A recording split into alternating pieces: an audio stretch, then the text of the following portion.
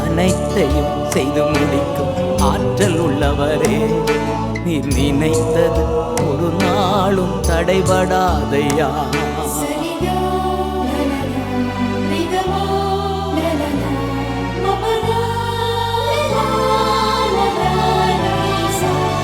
நீர் முடிவெடுத்தா யார்தான் மாற்ற முடியும். நீர் முடிவெடுத்தா யார்தான் மாற்ற முடியும். எனக்கென முன்குறித்த எதையுமே எப்படியும் நிறைவேற்றி முடித்திடுவி. எனக்கென முன்குறித்த எதையுமே எப்படியும் நிறைவேற்றி முடித்திடுவி. உமக்கே ஆராதனை.